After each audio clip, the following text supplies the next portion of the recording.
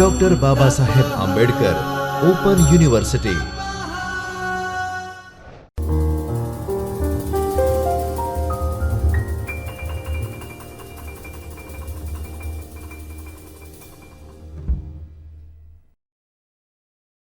નમસ્કાર દત્તી મિત્રો, મારું નામ અંકિત જોશી છે. હું ડૉક્ટર બાબા સાહેબ આંબેડકર ઓપન યુનિવર્સિટીમાં કોમર્સ અને મેનેજમેન્ટ વિભાગમાં આસિસ્ટન્ટ પ્રોફેસર તરીકે હાલમાં કાર્યરત છું.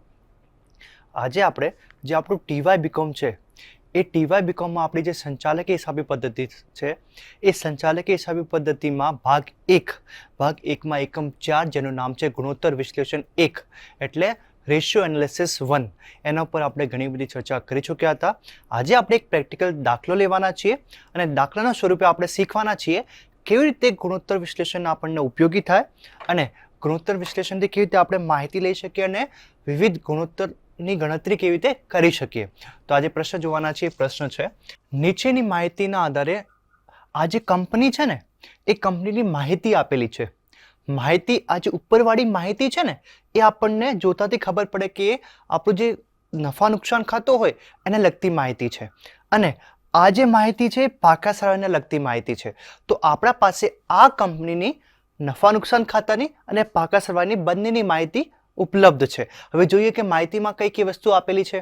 વેચાણ 40% રોકડ વેચાણ છે. આપણું વેચાણ હોય એ વેચાણ કેવું છે? 15 લાખ આપણું કુલ વેચાણ ગણીએ આપણે. આમાંથી 40% શું છે? રોકડ વેચાણ છે. બાદ વેચાણ પડતર આપણી કેટલી? 7,50,000ની. વેચાણ પડતર બાદ કરતા આપણને કાચો નફો મળે. એ કાચો નફો કેટલાનો? 7,50,000નો. પછી ઓફિસ ખર્ચા કેટલા છે? 1,25,000ના છે. પછી વેચાણ ખર્ચા 1,25,000ના એટલે કુલ 2.5 લાખના ખર્ચા છે. તો પછી એના પછી આપણે કરવેરો બાદ કરીએ. કરવેરો પણ કેટલો? 2.5 લાખનો કરવેરો છે.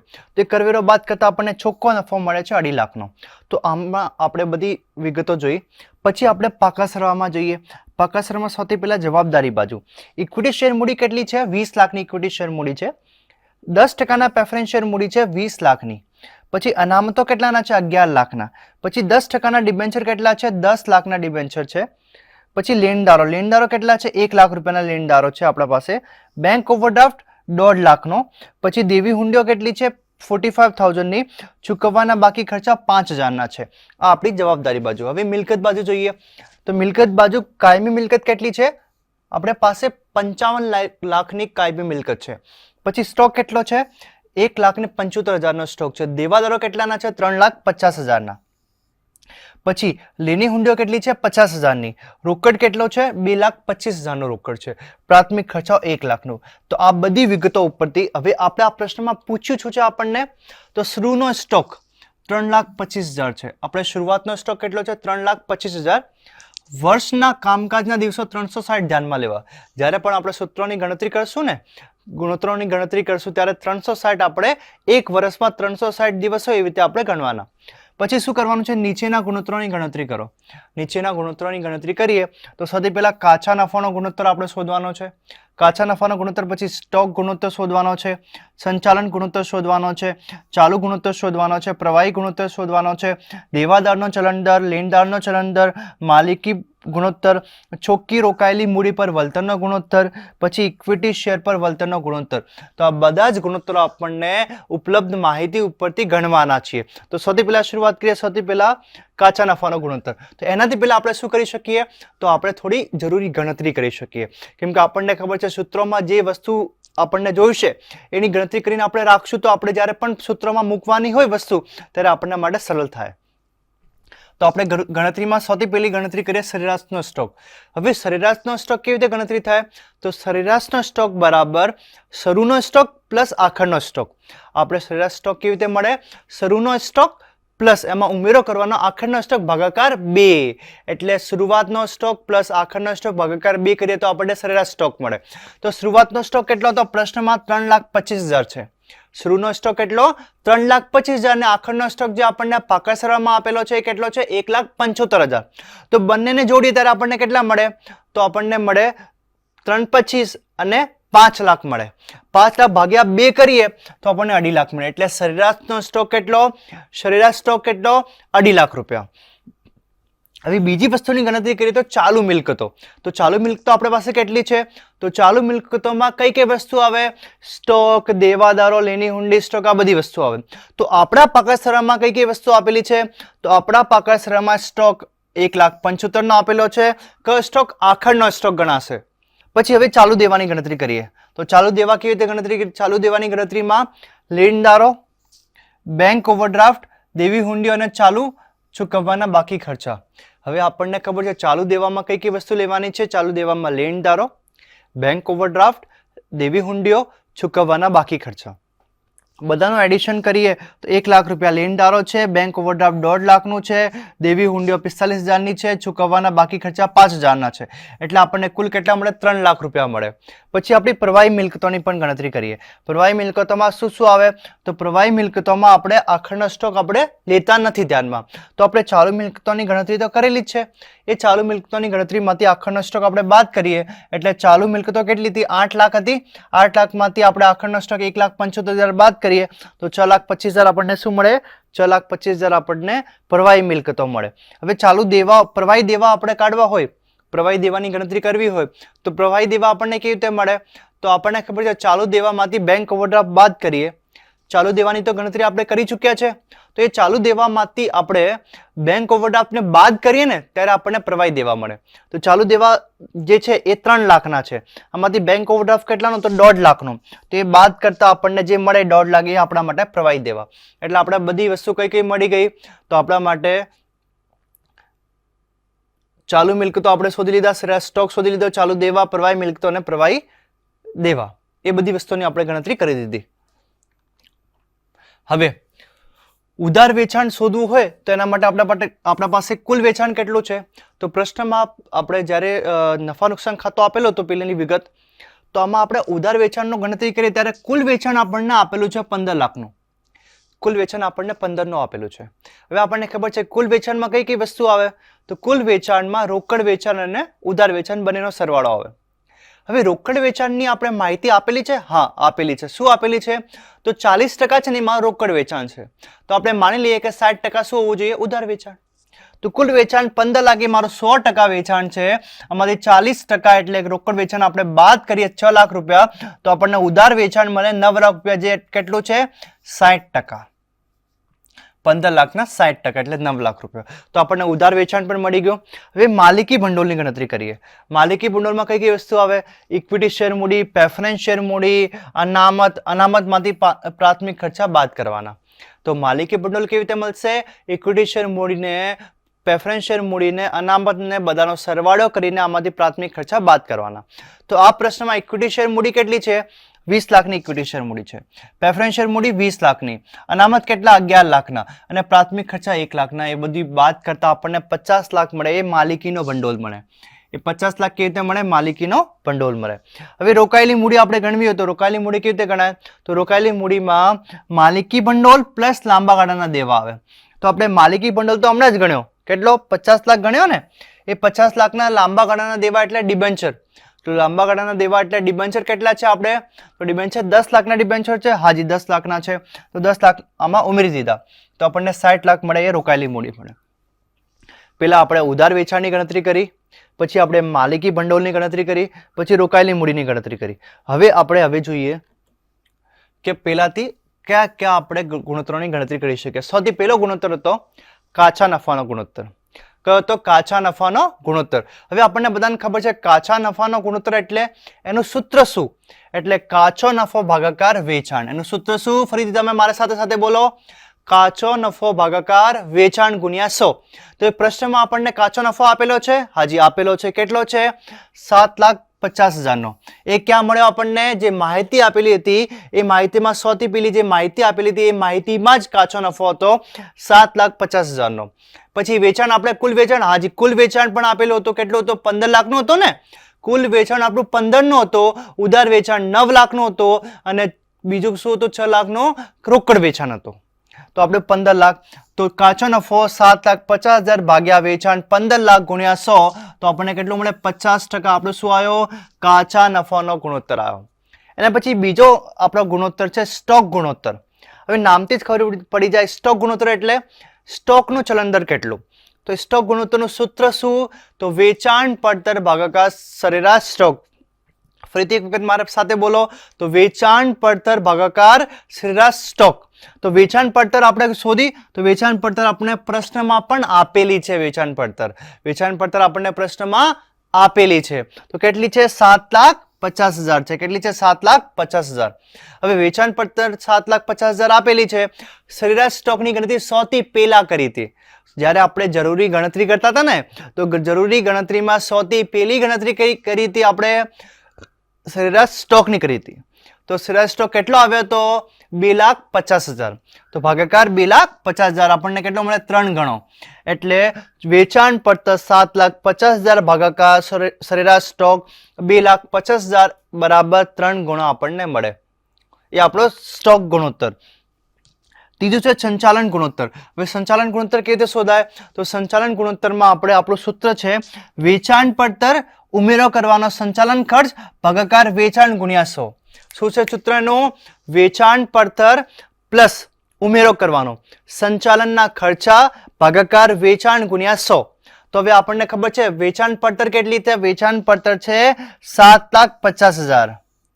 હવે આપણને ખબર છે કે આ જે સંચાલન ખર્ચ છે ને, એ સંચાલન ખર્ચ આપણને પ્રશ્નમાં આપેલા નથી. તો સંચાલનના ખર્ચ કેવી રીતે શોધી શકાય?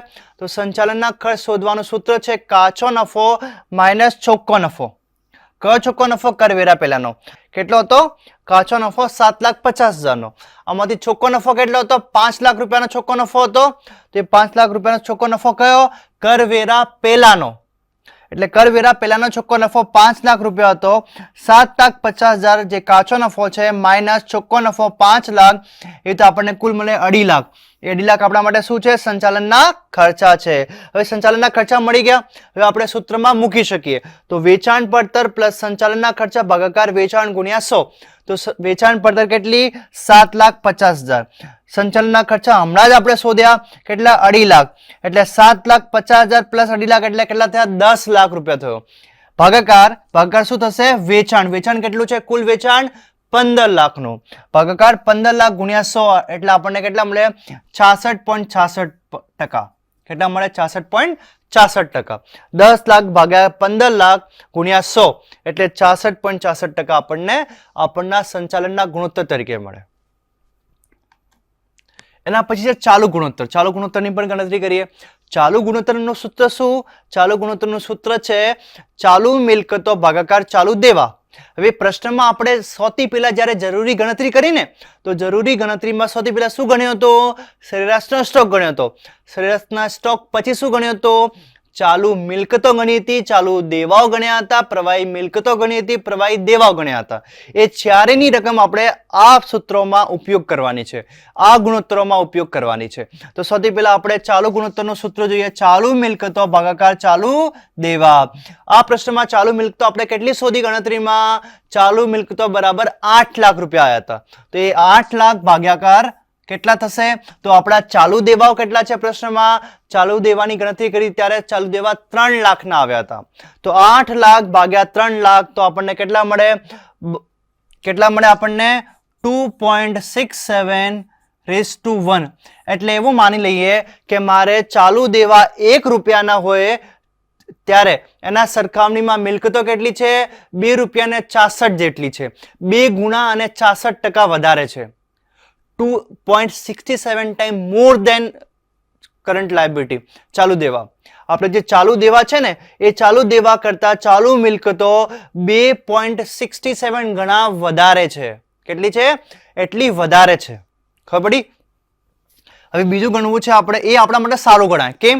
કેમ કે આપણા દેવાઓની ચૂકવણી કરવા માટે આપણે 2 વખત આપણી દેવાની ચૂકવણી કરી શકીએ.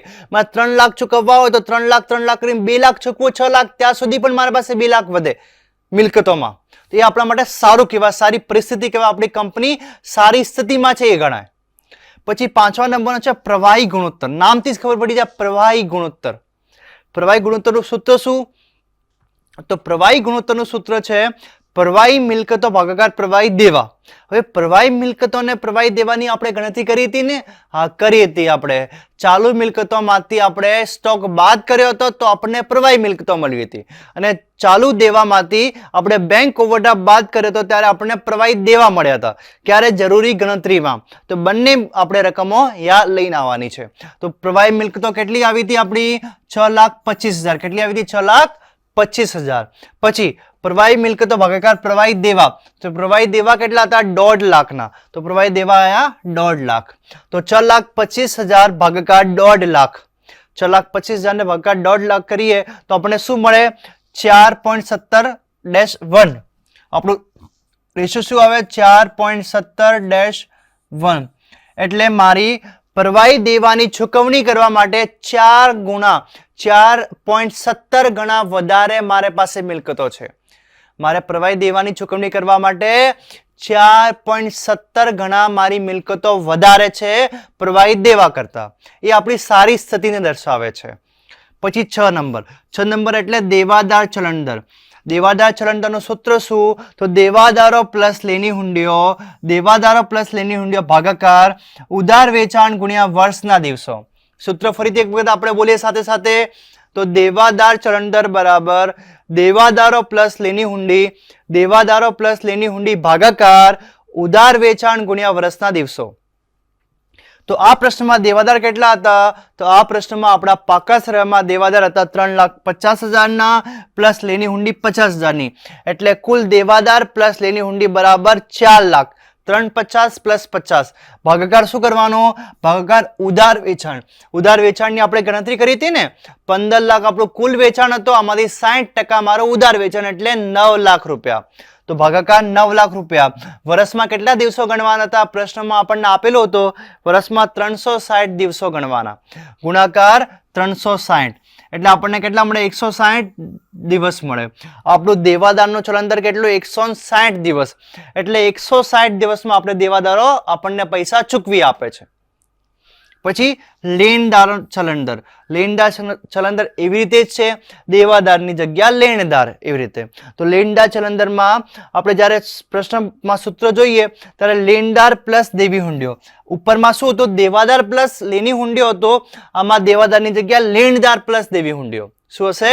તો લેણદાર ચલણ દર બરાબર સૂત્ર બરાબર લેણદારો પ્લસ દેવી હુંડી, લેણદારો પ્લસ દેવી હુંડી ગુણ્યા વર્ષના દિવસો અને ઉધાર ખરીદી. આપણે ઉધાર ખરીદી આપણે ભાગાકારમાં છે. ઉધાર ખરીદી શું છે? ભાગાકારમાં છે. પ્રશ્નમાં સૂત્ર શું છે? તો લેણદારો પ્લસ દેવી હુંડી ગુણ્યા વર્ષના દિવસો ભાગાકાર ઉધાર ખરીદી. તો હવે ઉધાર ખરીદી આપણને ખબર છે. ઉધાર ખરીદી કેટલી હતી? તો ઉધાર ખરીદી બરાબર વેચાણ પડતર પ્લસ આખરનો સ્ટોક માઇનસ શરૂઆતનો સ્ટોક. એ આપણને શું મળશે? 7,50,000 પ્લસ 1,75 માઇનસ 3,25 બરાબર 6 લાખ રૂપિયા આપણને મળ્યા. એ 6 લાખ મળ્યા આપણને. એ 6 લાખ ઉધાર ખરીદી મળી આપણને. ખરીદી પ્રશ્નમાં આપેલ નથી. ખરીદી પ્રશ્નમાં આપેલી નથી. તો ખરીદી શોધવા માટે આપણે શું કર્યો? એક ફોર્મ્યુલા એપ્લાય કર્યો. કેવી રીતે ફોર્મ્યુલા એપ્લાય કર્યો? તો આપણા ફોર્મ્યુલામાં આપણને ખબર છે વેચાણ પડતર કેવી રીતે મળે? તો વેચાણ પડતરમાં શરૂઆતનો સ્ટોક પ્લસ ખરીદી માઇનસ આખરનો સ્ટોક કરીએ ત્યારે આપણને મળે. આપણે માની લઈએ કે આપણી કુલ ખરીદી છે એ કુલ ખરીદી ઉધાર ખરીદી છે. એ માન્યા પછી આ સૂત્રને ઉપયોગ કરીએ એટલે ઉધાર ખરીદી બરાબર વેચાણ પડતર પ્લસ આખરનો સ્ટોક માઇનસ શરૂનો સ્ટોક. તો આપણને શું મળે? ઉધાર ખરીદી મળે. તો વેચાણ પડતર કેટલી હતી? 7,50,000. આખરનો સ્ટોક 1,75,000. આમાંથી શરૂઆતનો સ્ટોક 3,25,000. એ બાદ કરતા આપણને 6 લાખ રૂપિયા જે મળે એને ઉધાર ખરીદી ગણવાની. એ 6 લાખ રૂપિયા ઉધાર ખરીદી ગણી. ઉધાર ખરીદી આપણને મળી ગઈ. ઉધાર ખરીદી મળ્યા પછી આપણા પ્રશ્નમાં લેણદારો અને દેવી હુંડી જોઈએ. તો લેણદારો કેટલાના હતા? 1 લાખના. અને દેવી હુંડી કેટલી? 45,000ની. 1 લાખના લેણદારો અને 45,000ની દેવી હુંડી ભાગાકાર ઉધાર ખરીદી. ઉધાર ખરીદી એટલે 6 લાખ રૂપિયા ગુણ્યા 360 દિવસ. તો આપણને કેટલા મળે? 87 દિવસ મળે. 87 દિવસ આપણું શું આવ્યો? લેણદાર ચલણ દર. એટલે 87 દિવસમાં આપણે ચૂકવણી કરી આપીએ. એના પછી માલિકી ગુણોત્તર. માલિકી ગુણોત્તર કેવી રીતે શોધાય? તો આપણને ખબર છે માલિકી ગુણોત્તરનું સૂત્ર શું? તો માલિકી ગુણોત્તર બરાબર માલિકી ભંડોળ ભાગાકાર કુલ મિલકતો. માલિકી ભંડોળ ભાગાકાર કુલ મિલકતો ગુણ્યા 100. તો માલિકી ભંડોળો આપણે પેલા પ્રશ્નમાં જોઈ ચૂક્યા હતા ને. પ્રશ્નમાં સૌથી પહેલા આપણે માલિકી ભંડોળની ગણતરી કરી હતી. જ્યારે જરૂરી ગણતરીમાં માલિકી ભંડોળની ગણતરી કરી હતી તો માલિકી ભંડોળ કેટલા આવ્યા હતા? તો માલિકી ભંડોળ આવ્યા હતા 50 લાખના. કેટલાના આવ્યા હતા? 50 લાખના. હવે કુલ મિલકતોની ગણતરી હમણાં કરવાની છે. કુલ મિલકતોની ગણતરી આપણે કરી નથી. જરૂરી ગણતરીમાં કુલ મિલકતોની ગણતરી નથી. એટલે હવે કુલ મિલકતો આપણે કરવાના છીએ. તો કુલ મિલકતો એટલે આપણે જે પાકો સરવાળો છે મિલકતો બાજુનો સરવાળો. પણ આમાંથી આપણે એવા ખર્ચાઓ કે એવી અવાસ્તવિક મિલકતો આપણે બાદ કરવી પડશે. તો આપણા પાકા સરવાળામાં કોઈ પણ પ્રકારની અવાસ્તવિક મિલકતો છે? કઈ છે? તો પ્રાથમિક ખર્ચા છે. કેટલાના છે? 1 લાખ રૂપિયાના. તો એ કુલ મિલકતોના સરવાળામાંથી જે પ્રાથમિક ખર્ચ છે 1 લાખ રૂપિયા બાદ કરી દો. બાદ કર્યા પછી આપણને જે કુલ મિલકતો મળશે એ આપણી ચોખ્ખી મિલકતો જે આપણે ધ્યાનમાં લેવાની છે. તો કુલ મિલકતો બરાબર કુલ મિલકત માઇનસ પ્રાથમિક ખર્ચા. એ આપણને ચોખ્ખી મિલકત મળી જશે. કઈ? ચોખ્ખી મિલકત. તો ચોખ્ખી કુલ મિલકત બરાબર કુલ મિલકત માઇનસ પ્રાથમિક ખર્ચા. એટલે 64 લાખનો સરવાળો એટલે કુલ મિલકતનો સરવાળો માઇનસ 1 લાખ એટલે પ્રાથમિક ખર્ચા. એ 1 લાખ બાદ કરતા આપણે 63 લાખ મળે. એ 63 લાખ આપણા માટે કુલ ચોખ્ખી મિલકતો આવી ગઈ. તો આપણે પાસે સૂત્ર શું હતું? માલિકી ભંડોળ જે 50 લાખની ગણતરી કરી હતી ભાગાકાર કુલ મિલકતો એટલે 63 લાખ જે હમણાં જ શોધી આપણે. તો 50 લાખ ભાગ્યા 63 લાખ ગુણ્યા 100 બરાબર 79.37%. 79.37%. એ આપણને મળી માલિકી ગુણોત્તર.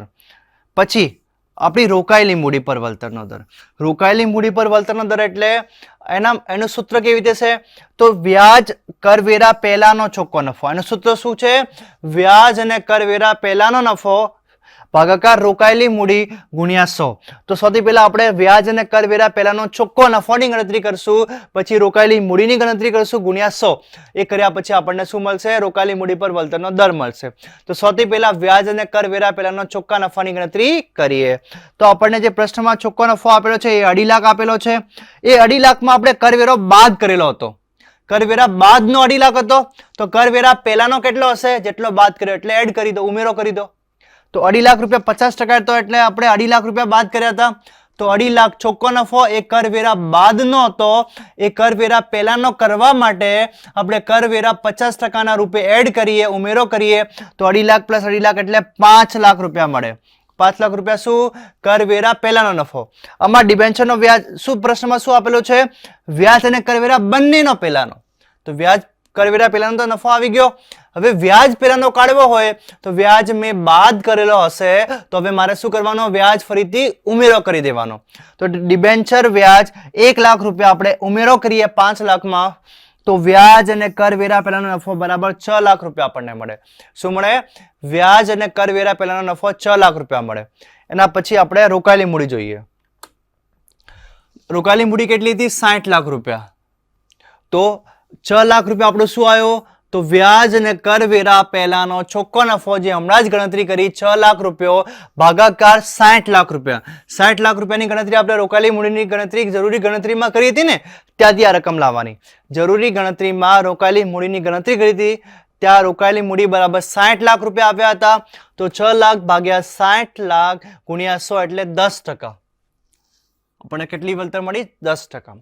પછી 10મા નંબરનું ઇક્વિટી શેર હોલ્ડરની મૂડી પર વળતરનો દર. હવે આપણે શોધવાનું શું છે? ઇક્વિટી શેર હોલ્ડરની મૂડી પર વળતરનો દર કેટલો? તો એના માટે સૂત્ર શું છે? ચોખ્ખો નફો પ્રેફરન્સ ડિવિડન્ડ બાદ એટલે પ્રેફરન્સ ડિવિડન્ડ ચૂકવ્યા પછીનો ચોખ્ખો નફો ભાગાકાર ઇક્વિટી શેર મૂડી ગુણ્યા 100. તો ચોખ્ખો નફો કેટલો છે? ચોખ્ખો નફો છે 2.5 લાખ રૂપિયા. આ 2.5 લાખમાંથી આપણું પ્રેફરન્સ શેર ડિવિડન્ડ કેટલું છે?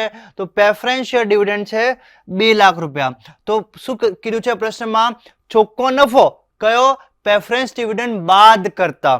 તો આ 2.5 લાખ જે આપણો ચોખ્ખો નફો છે આમાંથી પ્રેફરન્સ ડિવિડન્ડ 2 લાખ રૂપિયા બાદ કરીએ. બાદ કરતા જે આપણે પ્રેફરન્સ ડિવિડન્ડ મળે કે પ્રેફરન્સ ડિવિડન્ડ બાદનો નફો બરાબર 50,000. કેટલો મળ્યો? 50,000. હવે સૂત્ર શું હતું? ચોખ્ખો નફો પ્રેફરન્સ ડિવિડન્ડ બાદ એ આપણને મળી ગયો. જી મળી ગયો 50,000 રૂપિયા ભાગાકાર શું કરવાનું છે? શેર મૂડી. તો શેર મૂડી કેટલી હતી? ઇક્વિટી શેર મૂડી કેટલી હતી? આપણા પાકા સરવાળામાં જવાબદારી બાજુ આપેલી હતી 20 લાખ રૂપિયા. ભાગાકાર 20 લાખ ગુણ્યા 100 એટલે 2.5%. કર બાદનો નફો રૂપિયા 2,50,000 છે, તેમાંથી પ્રેફરન્સ ડિવિડન્ડ 2 લાખ રૂપિયા બાદ કરતા આપણને ઇક્વિટી શેર હોલ્ડરના ભાગે નફો 50,000 રૂપિયા મળે છે. એ આપણને ખબર પડી કે 50,000 મળે છે.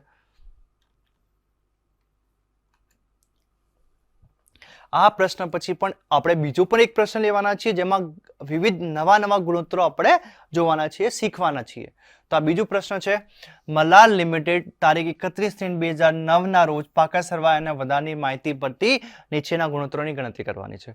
એ મલાલ લિમિટેડની આ જે બધી માહિતીઓ ઉપરથી આપણે શું કરવાનું છે, આપેલા બધા ગુણોત્તરો શોધવાના છે. કયા ગુણોત્તરો શોધવાના છે? સ્ટોક ટર્નઓવર ગુણોત્તરો શોધવાના છે, માલિકી ગુણોત્તર શોધવાના છે, રોકાયેલી મૂડી પર વળતરનો દર, લેણદાર ગુણોત્તરો, ઇક્વિટી મૂડી પર વળતરનો દર, બધું શોધવાનું છે. કોના ઉપર? તો સૌથી પહેલા પાકો સરવાળો આપેલો છે, પાકો સરવાળા ઉપર. તો પાકા સરવાળામાં આપણે જોઈએ જવાબદારીઓ કઈ કઈ છે. ઇક્વિટી શેર મૂડી કેટલી છે? 6 લાખ રૂપિયા. નફા નુકસાન ખાતું કેટલું છે? 1,70,000 રૂપિયા. 8% ડિબેન્ચર 2.5 લાખ રૂપિયા. પછી બેંક ઓવરડ્રાફ્ટ 3 લાખ રૂપિયા. લેણદારો 1 લાખ રૂપિયા. એ આપણી જવાબદારી બાજુ. એવી રીતે જ આપણી મિલકત બાજુ, કાયમી મિલકતો 7,50,000, સ્ટોક 1,75, દેવાદારો 2 લાખ રૂપિયા, લેણી હુંડીઓ 50,000 અને રોકડ બેંક 2,45,000. એ બધી આપણી જવાબદારી અને મિલકતો આપેલી છે. એના ઉપરથી આપણે શોધવાના છે. અને વધારાની માહિતી કઈ કઈ આપેલી છે એ પણ આપણે જોઈ લઈએ. તો રોકડ વેચાણ કુલ વેચાણના 20% છે. એટલે જેમાં રોકડ વેચાણ છે ને એ કેટલું છે? 20%. કોનો? કુલ વેચાણનું. કુલ વેચાણ 100% હોય તો 20 આમાંથી રોકડ વેચાણ, એટલે 80 શું થયો? ઉધાર વેચાણ. પછી તારીખ 1/4/8 ના રોજ સ્ટોક કેટલો છે? 1,25. એટલે 1/4/8 એટલે શરૂઆતનો સ્ટોક આપેલો છે. આખરનો સ્ટોક ક્યાં આપેલો હશે? આખરનો સ્ટોક 31/3 આપણો પાકા સરવાળામાં હશે. એટલે જ્યારે હું સરેરાશ સ્ટોકની ગણતરી કરીશ ત્યારે શરૂઆતનો સ્ટોક મને યાદી મળશે અને આખરનો સ્ટોક ક્યાંથી મળશે? પાકા સરવાળામાંથી. બંનેનો સરવાળો કરીને મને સરેરાશ સ્ટોક મળશે. પછી દેવાદાર ગુણોત્તર 90 દિવસનો છે. દેવાદાર ગુણોત્તર હમણાં તો આપી દીધો છે, આપણે ગણતરી કરવાની જરૂર નથી. દેવાદાર ગુણોત્તર આપણને આપી દીધો છે, પણ આનાથી કઈ બીજી વસ્તુ પૂછી છે. અને વર્ષના 360 દિવસ ગણવા. કાચો નફો વેચાણના 40% છે. જે કાચો નફો છે એ વેચાણના કેટલા છે? 40%. વેચાણ મારા 100 રૂપિયા હોય તો આમાંથી 40 રૂપિયા મારો કાચો નફો છે, એટલે 60 રૂપિયા વેચાણની પડતર થશે. પછી ચોખ્ખો નફો કેટલો છે? તો વ્યાજ અને કરવેરા પેલાનો. વ્યાજ અને કરવેરા પેલાનો છે 2.5 લાખ રૂપિયા. અને કરવેરાનો દર 50% છે. આ બધી માહિતીઓ ઉપરથી આપણે શોધવાનું શું છે? આપણને જે ગુણોત્તરો પૂછ્યા છે એ. તો સૌથી પહેલા આપણે ગણતરી કરીએ. દેવાદાર ગુણોત્તરના આધારે વેચાણ આપણને મળશે. સૌથી પહેલા આપણે દેવાદાર ગુણોત્તર આપણને આપેલું છે ને એ આપણે ગેસ કર્યો કે દેવાદાર ગુણોત્તર આપણને આપેલું છે, એટલે કઈ વસ્તુ આપણને ખૂટે છે? એટલે દેવાદાર ગુણોત્તરથી આપણને ઉધાર વેચાણ મળે છે. તો ઉધાર વેચાણ જોવા માટે આપણે દેવાદાર ગુણોત્તરનો ઉપયોગ કરીશું. તો દેવાદાર ગુણોત્તરનું સૂત્ર શું? તો દેવાદાર ગુણોત્તર બરાબર દેવાદાર પ્લસ લેણી હુંડીઓ. દેવાદાર પ્લસ લેણી હુંડીઓ ભાગાકાર ઉધાર વેચાણ ગુણ્યા 360 દિવસ. તો દેવાદાર અને લેણી હુંડીઓ કેટલી છે? તો દેવાદાર છે મારા 2 લાખ રૂપિયાના, લેણી હુંડીઓ છે 50,000ની. ને દેવાદાર ગુણોત્તર કેટલો? 90 છે. દેવાદાર ગુણોત્તર કેટલો છે? 90 દિવસ. 90 દિવસ બરાબર 2 લાખ દેવાદારો પ્લસ 50,000 લેણી હુંડીઓ. ભાગાકાર શું આવશે? ભાગાકાર કરવાનો, ભાગાકાર ઉધાર વેચાણ. ઉધાર વેચાણ આપેલું નથી ને પ્રશ્નમાં, તો આપણે એને x માની લઈએ. શું માની લઈએ? x ગુણ્યા 360 દિવસ. તો હવે એને ગણિત કરીએ આપણે. તો 90 બરાબર 2 લાખ પ્લસ 50,000 ગુણ્યા 360 ભાગાકાર x છે. તો આપણને આ સમીકરણ મળશે 2,50,000 ગુણ્યા 360 ભાગાકાર 90. કેટલા મળશે?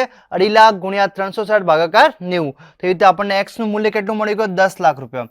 એટલે ઉધાર વેચાણ કેટલો? 10 લાખ રૂપિયા. દેવાદાર ગુણોત્તરથી આપણને ઉધાર વેચાણ કેટલું મળ્યો? 10 લાખ રૂપિયા મળ્યો. હવે કુલ વેચાણ નીચે મુજબ શોધાશે. ઉધાર વેચાણ મળી ગયો તો આપણે કુલ વેચાણ શોધી શકાય કે નહીં શોધી શકાય? શોધી શકાય ને. કુલ વેચાણ મારો 100% હોય, રોકડ વેચાણ એમાંથી 20% હોય, તો ઉધાર વેચાણ 80% જ હોય ને. ઉધાર વેચાણ 80% હોય, જે 80% મારો 10 લાખ રૂપિયા હોય, તો કુલ વેચાણ કેટલું? તો કુલ વેચાણ બરાબર 10 લાખ રૂપિયા ગુણ્યા 100 ભાગાકાર 80.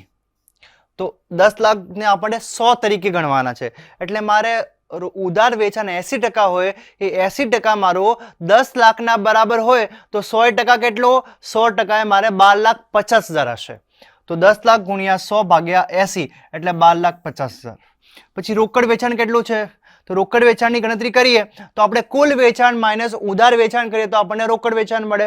તો કુલ વેચાણ મને શોધ્યું તો 12,50,000 આવ્યો માઇનસ 10 લાખ શું કરીએ આપણું ઉધાર વેચાણ તો આપણને મળે 2,50,000 આપણું રોકડ વેચાણ છે. એના પછી હવે છે કાચો નફો. કાચા નફાની ગણતરી કેવી રીતે કરીએ તો કાચા નફામાં પ્રશ્નમાં શું કીધું હતું તો વેચાણના કુલ વેચાણના 40% તમારે કાચો નફો છે. કુલ વેચાણ કેટલું છે પ્રશ્નમાં તો કુલ વેચાણ હમણાં જ આપણે શોધ્યું 12,50,000. કુલ વેચાણ કેટલું શોધ્યું 12,50,000. એ 12,50,000 ઉપરના 40% એટલે મારો કાચો નફો.